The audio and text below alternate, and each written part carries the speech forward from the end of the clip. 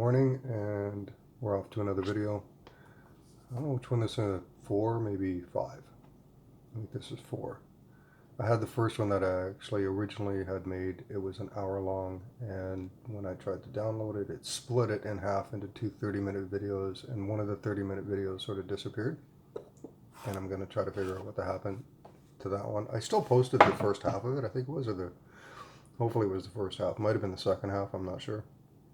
When I went back to look at it, it was hard to determine, but I'm pretty sure it was the first half of the video that was downloaded. The second half of the video went to the great unknown. It's in a cloud somewhere, I'm sure, but this video is just another update. I wanted to sort of get a sense, give you a sense of where everything is coming, how everything is being formulated.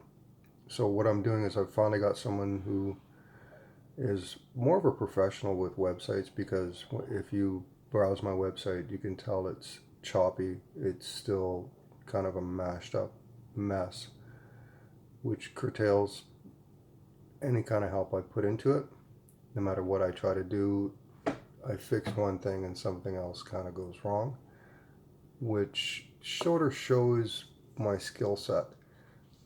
And like I tell my friends, I say, yeah, I can build a house, but I can't fix a car. Same thing with websites. I can write material and I can create content and that sort of stuff. But as for posting it and getting it out to the world, it's challenging for me. I'm not exactly sure why. I should have stuck with writing code when I was in grade 6 and stuck it out. But anyways, so now I've got some professional help, and like I said on my last video, she's willing to go through the website, try to figure out what works and what doesn't work. And I believe we should be creating a brand new website. All the content and the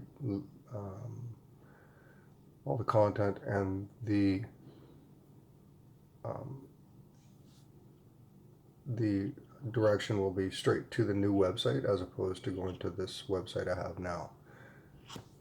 Still have the same name, the same advertising, because I've begun creating all the advertising for it. So it should still be easy to find. If not, I'll have to push forward some sort of direction for everyone to be able to find the content that I have, what I've created. I've got many more things on the go about, well, a lot. I have a lot of things that are sort of being created, some things that are done. Like I said, I think on the last video, I've got 4 new flip books. Those are created and ready to go, and they're actually going to replace a couple of the flip books that are already on the website, because the format is much better. It's much easier to work with. They're not timed, so you don't have like 15 seconds in which the flip book self flips, self reads. These are more intuitive. They're more user friendly. So when you hover over the page corner, the dog ear, then it will flip the page and you can read it to your child at your own pace. As for the audio ones, the audio books which I'm creating, the first one has started. I'm trying to get used to how my voice sounds on an audiobook, and they say that you should probably get a voice actor to do them, and I believe that would be an awesome thing. I really do, but I don't want to rely on anybody else to do anything that I can do. So you'll have to suffer with my voice. I've toned it down. I've done a precursor and realized that my fluctuation in my voice is really dramatic. It can kind of go up and go down from what I see as the wrong times. So I'm working through that to make sure that I don't have those kind of inconsistencies. And the P shield, it wasn't a P shield, it's not a P shield. It's a hiss filter, which softens the S's and gets rid of the P sounds like, you're spitting on something. So anyways, once that is done, the first one originally is going to be done. I'm just going to post it. And I sort of take these chances where I throw it out there.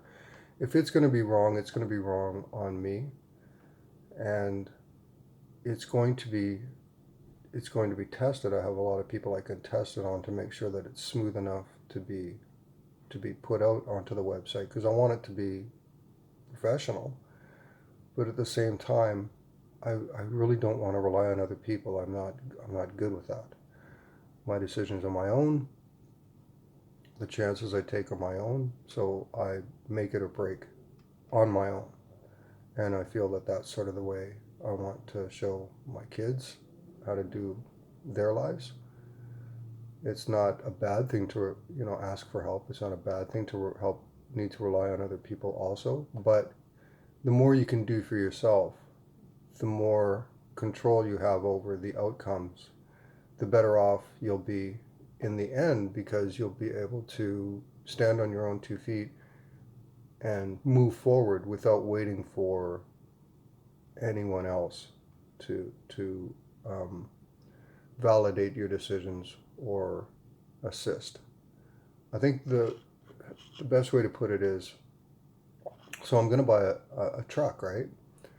I'm replacing the truck I have, and I went to the dealer and I said, I need a truck, probably just get a new truck. And they showed me a couple of vehicles, and the way a commission salesperson works, and since I've been in sales, I understand the process, because it's a game. It's a set of certain steps you take to walk buyers through, so that as the seller you're always in control. And I don't believe in that. Well, I do, because it functionally works, obviously. But from from my side, it's best if I let them feel like they're in control and they're running the show and they're making the offers, and I'm walking through these hoops that are set up, because that makes it easy for the negotiation up until the final signing, in which case I make my requests, the things that I want and the things that I need. So I've decided on which truck it is. I've decided on a purchasing price, because there's a window, and I'm not trying to knock the price down crazy to get into this big bidders argument. And at the same time, I don't want to overpay like anybody else doesn't want to overpay. I realize buying a new vehicle off the lot, you eat the depreciation. As soon as you turn the key and drive it off the lot, you've eaten like $10,000. And that's, you take it or you leave it. Do I want to buy a secondhand vehicle? No, not really, because any time I've had a secondhand vehicle, the other side of that discussion is, when you take a secondhand vehicle off the lot, you have no idea whether or not that thing's been beat up. Not visibly. I mean, it's visibly in fantastic shape. It doesn't smell like cigarettes, and you look at it and the transmission isn't dragging behind you, and you're not shooting sparks out both sides of your car, nothing smoking. You know what I mean? I get that part. But what I kind of look for is, since I know from the past of having used vehicles, when you have a used vehicle and something happens, and I'm not a mechanic, I can build a house, fantastic. Literally, I can, from the ground up. But put me in front of a motor, kind of useless. I have changed a motor over once. Long story, I'll tell that one down the road. But to know exactly the intricacies of every little bit of a motor, especially a brand new vehicle, which is 90% electronic these days, it's much more difficult to try to work around those things, because I don't know exactly what's going on. I used to know a little bit about what's going on with mechanics, but it's changing considerably, because they're constantly updating the parts. So if you need to change one small bit, you have to take off 5 parts to get to it. So when I buy a used vehicle and something happens, I have to bring it to a mechanic, and then I'm a hostage. Whatever they say would be, either I believe it and pay it, or I don't believe it and I don't pay it. So you getting a used vehicle, you're at the mercy of a mechanic. So whatever I saved from buying a new vehicle, the $20,000 or whatever, to buy a good used vehicle, I will end up spending over time just in possible serious mechanical issues that are unforeseen to start with. You get a used car off a lot, and there's a small warranty in which if something happens, you can bring it back if it's within their warranty guidelines, the things that they do cover, which is not drivetrain usually. Then they will their mechanic, which is sometimes the guy who owns the shop, will do their best to fix it. Will they use factory parts? I don't know. Will they use new parts? I don't know. Once again, you're sort of hostage because of the lack of knowledge I bring to the table on mechanics. So if I get a new vehicle, I've got a full warranty, 100,000 K, drivetrain, all that stuff. Even if I pay cash and buy it outright, then it is still that 100,000 K, full warranty, full drivetrain. Anytime something happens, I bring it back to the dealer I bought it from, and their mechanics, which are actual mechanics in a shop, are obligated to work within a certain set of parameters and fix what it is that's on the warranty. So those are sorts of things, because I have kids, that I want to make sure that I have that security behind it. I need a vehicle that's going to be in fantastic shape for at least the next 5 years, until my last youngest child is old enough to go to college, and then they're sort of out of the house, and they'll be going to actually Simon Fraser University in Vancouver when they're ready. Everything's ready to go for them.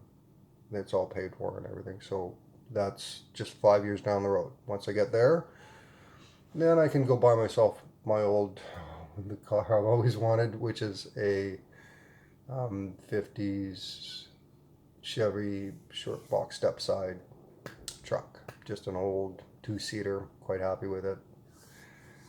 No electronics. And those things I can sort of repair. You can repair certain things with certain things. And basically, if I can't fix it, then I'll park it. And at that time, because I'm looking at getting a piece of land up island a bit and having a place to park my stuff. And that was leading into another story about I have a storage locker, a 10 by 10 storage locker, filled to the rim, top to bottom, front to back, side to side. It is a cube of stuff. No, no, I'm not a hoarder. No, no, there's no food. It's just when my wife and I were together before she passed away, um, her household and my household got together, and now because I sold the house we had in Vancouver and I moved back here, 90% of it went into storage. So you can imagine 2 households worth of stuff sitting in a storage locker for a few years. It's been a couple of years. I tried to get in there to find a tent because I'm going camping with my kids in a couple of days. And I couldn't, I knew I had tents in there somewhere. And buried down deep and it's always in the last place you look. And you know why? Because you're never going to find it and keep looking. The other thing is, I was in there for almost 2 hours and I got through maybe a quarter of it and I went, this is ridiculous. It's 7:30 at night. I got to get home. I've only gone through portions of it, and every time I get to something and I look at it, oh, I didn't even know I had that. Oh, wow, cool. And then I put that away, and then so anyways, I got sick and tired of being sick and tired, and I ended up I found a tent, but it was a tent outside of a bag. It was just like this rolled up tent. No pegs, no nothing. I'm going, well, where's the rest of it? And I know I had another one, and I know I have a Coleman stove, and everything. I've got camping stuff. It's in there somewhere. So anyways, that was the other part. I ramble. I'm doing the butterfly thing again. Back to what I was saying.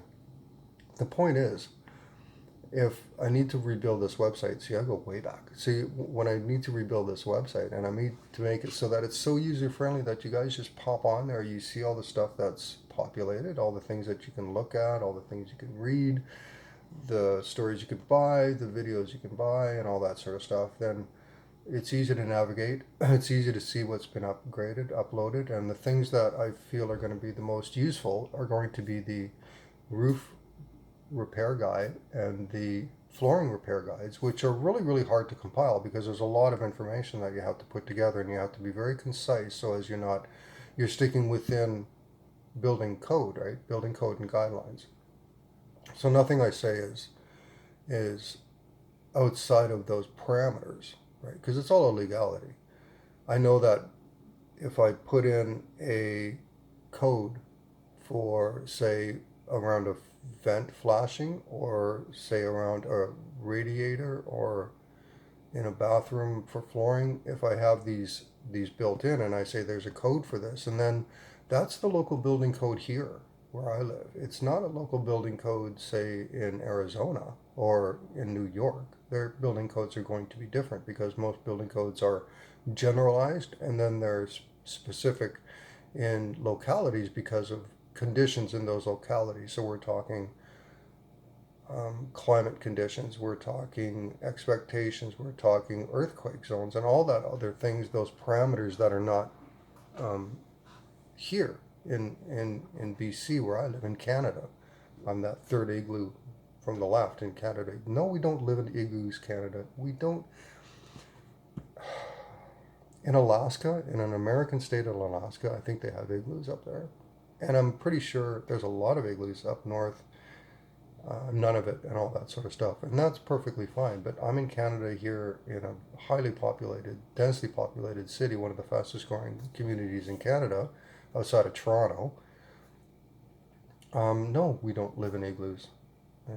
To surprise, we have very nice houses here. Most of the the average house cost right now of a 3 bedroom, 2 bath home is about $500,000. Where you get that jump between 500,000 to $1 million is a fast jump, and you don't get much more.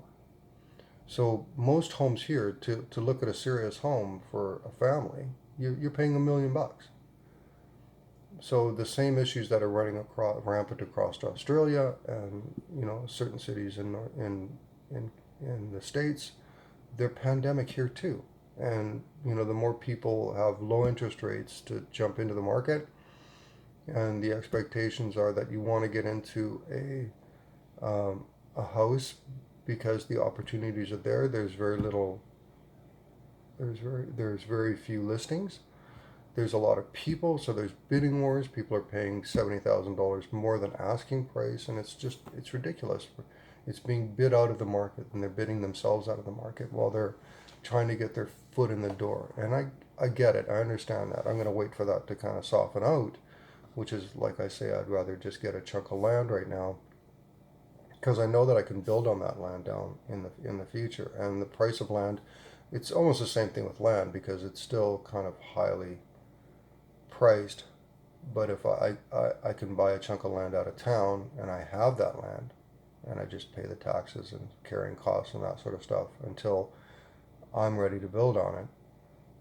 Until then, I still have to stay generally located where I am so that my kids in school can stay in school and stay secure enough that they're going to be going to the same school until they graduate. I'm like I say, down the road it'll be Simon Fraser University in Vancouver. If they want to go post-secondary, it's all paid for. It's ready to go.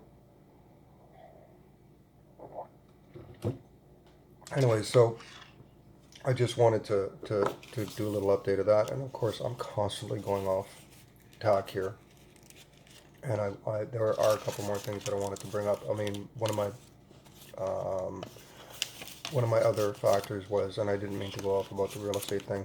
It's frustrating, and it's frustrating a lot of people. A lot of people I know that are either in the market and looking to sell want to know if they should sell now because the market's high. Is it going to go higher? Other friends I have are trying to get into the market, and even with support across the board with the government's low interest rates and the help of family members to get their deposits and down payments and all these sorts of things put into place, it's still almost impossible unless you live in a small community somewhere where there's not a lot of employment. So that's the trade, right? Sure, if you're semi-retired or retired, then you can go get a place out in the middle of nowhere, and that's perfectly fine because you don't have to commute to work every day. But most of us who still work, we have to stay relatively close to work. I'm not flying into work every day. There used to be a train that came in, the Dayliner and stuff, but that's long gone because we don't have a lot of trains in Canada anymore. We still have trains, but they're not. They've kind of taken some of the tracks down and stuff. So, anyways, sort of the last thing I wanted to go off of was diversification, because this whole financial thing, which is stressing everybody out, is I the people that I follow on YouTube. There are some names that I follow, like Peter Leeds, and I check out Ivan on Tech because he's really big on crypto, and I think I just wanted to make a quick notation about that today because I saw gold has hit like over $2,000, $2,050, 2,048 or something this morning, and silver's almost at. Well, I mean, the numbers are just jumping. They're getting crazy, and it's getting to the point where it's not that in Canada you can't find gold and silver. You can. You can still buy it. Premium's a little high, but it is what it is. Now, do you want to carry physical gold? Do you want to hold physical gold and silver? I don't know. A lot of people don't. They think it's an archaic system, but like I said in my last video with the people that are at a store trying to get bread, and the bread maker doesn't have internet or doesn't use crypto, it's gold or it's nothing. Gold or silver, sorry, or some form of fiat that they can quickly turn, or it's nothing. So what are you going to do if you have crypto? Well, there's nothing you can do. My other concern was because I saw a podcast where somebody was saying that um, they were at home in Connecticut and they couldn't get internet. And if they needed to go and grab something, there was a brownout. It actually turned into a blackout, but there was a brownout. There was no storms or anything. It was just a blackout. They have rolling blackouts sometimes and brownouts. And then they were sort of, they were thinking, well, that's their home in the States, in North America, but they also have a place in Puerto Rico. And they weren't in Puerto Rico. It was in Connecticut. And they were having rolling power outages. So in that case, which isn't that it isn't going to happen, it does happen. And it happens fairly often in certain areas. Say up north and stuff too, you'll have a hard time getting connection. You'll have a hard time interacting with the internet. You'll have a hard time having power. And a lot of these places just don't trust. And most of the population find it hard to deal with cryptocurrencies and just find it frustrating. And they know that fiat currencies are deflationary by design, and they don't really want to hold large portions of that either. The point of this thing was, once again, and I'm not putting down crypto because I own crypto. I have a small part of my portfolio in cryptocurrencies, but it's not it's not because of Bitcoin. I do have some Bitcoin, a little bit, like literally not even one. But it's a hedge against inflation. It's more of a it's a bet that, yeah, I think it's going to go. I think it's going to moon, so they say, or whatever. It's going to grow because enough rich people have large portfolios and portions of money that they need to put somewhere and try to get a return on. They need to create some sort of gains. And cryptocurrencies, Bitcoin for one, have the potential to do that over time. So, and that's a great thing. I see crypto and I see blockchain as being a wave of the future that will take over. And millennials are right, it'll take over because if you're going to invest in something, you're either a gambler or you invest in the stock market or you invest in real estate or commodities in the stock market. But I mean, there's other ways to do it too. But then there's decentralized finance, and DeFi is in its most basic form.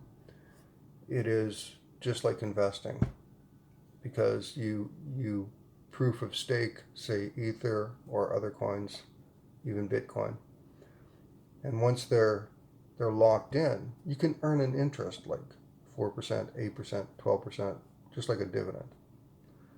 So it's a growing field, and more people are dumping money into it because they're looking for yield. They're looking for um, some kind of dividend return on all this money that they want to protect and save. So it's only going to grow, but that's not to say that Bitcoin's going to follow. The Bitcoin's not required for DeFi, and actually, you can lock in Bitcoin, but usually it's done through Ether, and there's other blockchains coming up. And I think that's one of the things that some of these financial advisors are warning about. There's a lot of other projects coming up that do that job, that that take over that position of being what you stake in order to make money back. And if Ether can do it, if Monero can do it, if all these other coins and projects can do it, then there's no real requirement for Bitcoin. It can be considered electronic gold or as good as gold or a safe investment, but even people who own it understand the volatility of the project itself. It's a brilliant creation in the way that it's an open source, unhackable, but and it's not going to be mimicked anytime soon because what it has behind it, as in years and years of blockchain, can't be duplicated. The code, yeah, but not the history behind it and the security of a long blockchain that cannot be duplicated or forked out of. So the understanding, I would think, is that if you have decentralized finance, then it's another place for you to safely park your money and be able to have an expectation of security in return. About as secure as the stock market, about as secure as real estate.